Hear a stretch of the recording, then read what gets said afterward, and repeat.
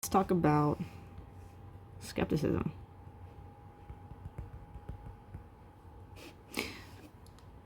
Okay, so let's just start with like what we might consider to be kind of like a colloquial, like a common understanding of what skeptic means. So if someone's like a skeptic, they don't believe something, right? They're doubtful. Okay, there's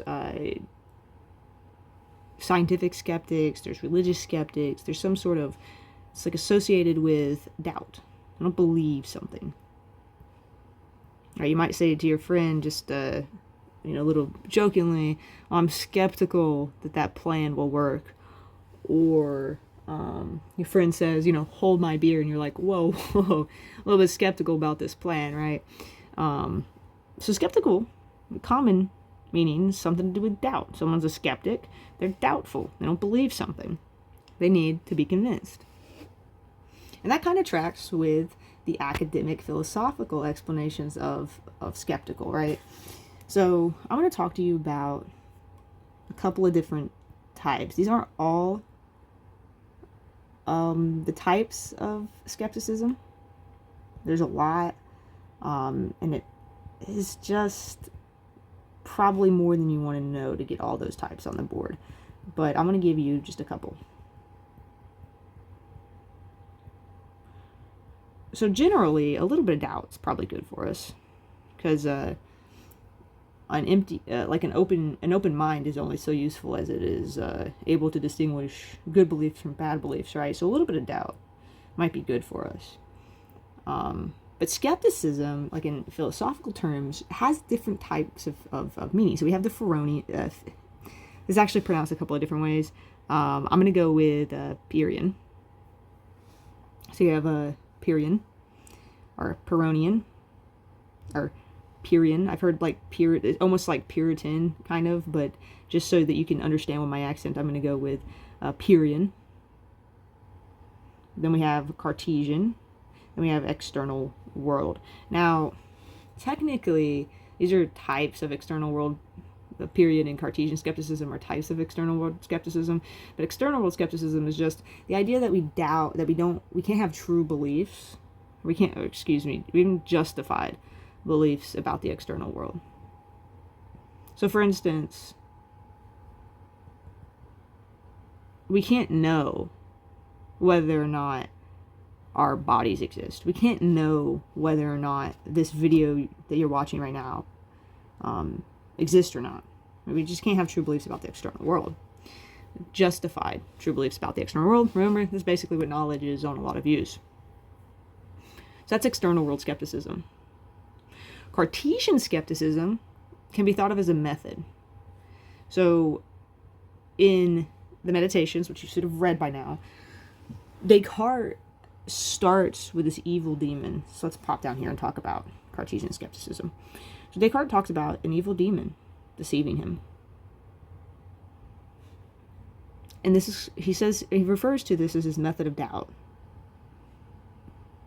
Right? And it's a method by which he's going to go through, he's going to doubt everything he believes, and then he's going to look for good reasons to believe something.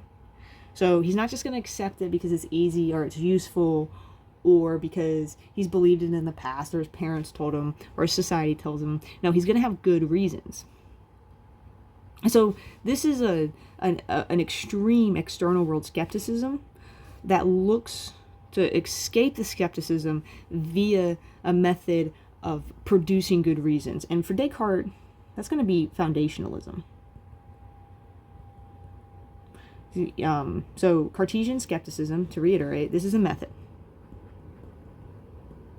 of doubting your beliefs unless you have good reason to believe them. Well, now what about Pyrrhian, or Pyrrhian? So Pyrrhian is, help if I could spell right, Pyrrhian is also a method.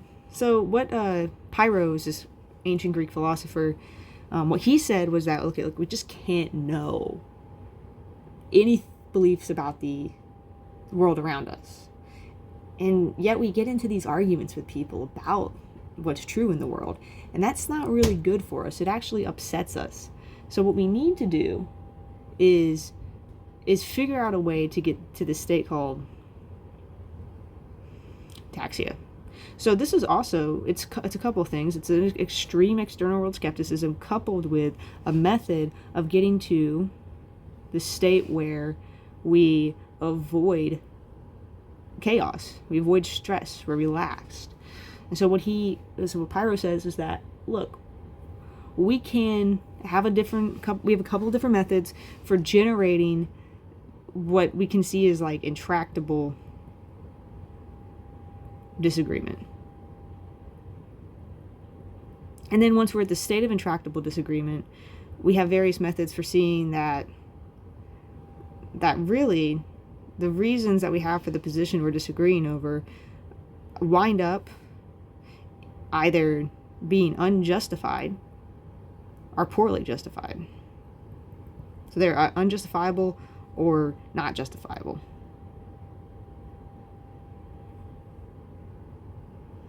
So what he means here is that, like, once you're in the state where you're like, okay, what do you believe? Why do you believe that?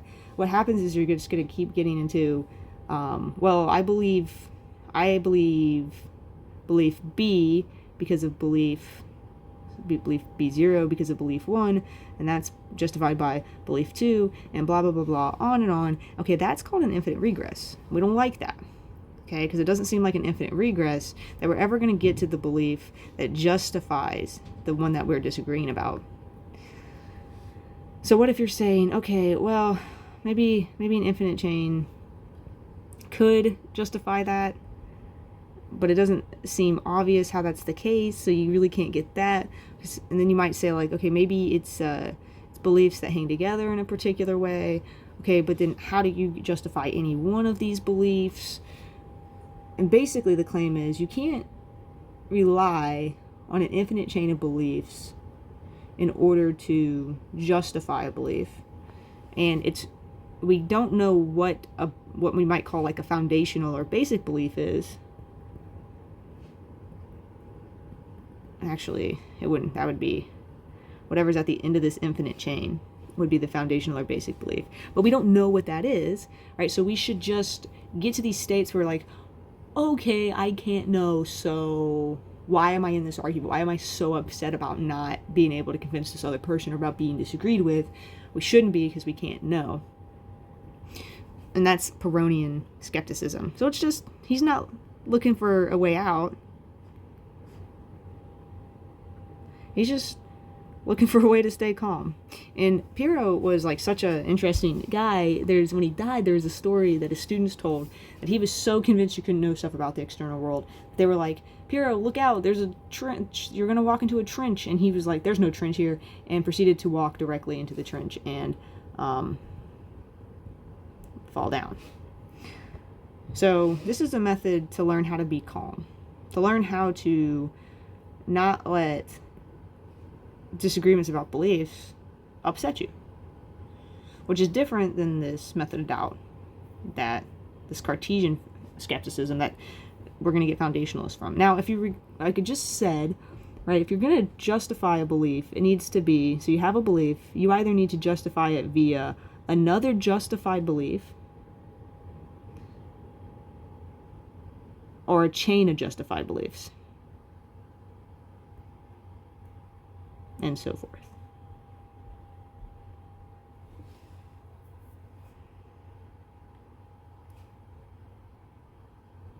Okay. And just like Pyrrho, Descartes thinks, okay, this infinite chain is not going to be good. Okay, so there needs to be some termination of a chain of justified beliefs in order for you to know what justifies your belief. So it's either going to be justified immediately by a foundational belief or by a chain of beliefs that terminates at a foundational belief. So for Descartes, okay, all right, I'm going to doubt the whole world. I'm going to doubt every belief I have unless I have a good reason to endorse that belief, to judge it as true. So, for Descartes, if we recall from the Meditations, he's got two of these foundational beliefs. These are his innate ideas, right? And remember what those are. It's basically his ontology. God exists. Mind exists. His mind in particular. Okay? And from here, he believes that he can justify other beliefs. So these don't need justification, okay? They are basic beliefs. They are in him because of the type of creature he is, which is a thinking thing. So these are what we call foundational or basic beliefs, right? He's got two of them. And from there, he can get other beliefs that support via a chain of justification these less innate beliefs. So remember, it's not just that God exists, it's that God exists in a particular way. So if you add in, right, okay, so he thinks, right, so you add in his idea of the body plus God's nature, he's not a deceiver. Then you end up with a justified belief about the body. And from there, because we can clearly and distinctly come to know certain things, right, he believes that you can get essential properties, right? You can understand the nature of the body, right? Something that's unchanging about all bodies, for instance, that they are extended in space, right? So he believes that from these two foundation beliefs, that God exists and he's a thinking thing, he can derive justification for beliefs about the external world, including that he's a body. And then he also thinks that we can derive justification for knowledge of essential properties of these objects, so things that don't change about them. So it doesn't matter if you're looking at wax or a bee or your body, it doesn't matter. One thing about all of them is that they're material, meaning that they're extended in space. So we start with this skepticism, this method of doubt, this evil demon, and we arrive at a story, an epistemology that allows Descartes to justify not only believing and knowing that he has a body, but justifying beliefs about the properties of material things. And that's his whole process. That's what's going on in the meditation. He wants to establish these two things, that God exists and that his mind is distinct from his body. But in doing so, he's also showing that we're not being deceived. Okay? We're getting impressions of the body. Maybe it's not exactly a match, but there are certain things that are the case that we can believe. And that's his argument. So to highlight here, all right, I need you to know what foundationalism is.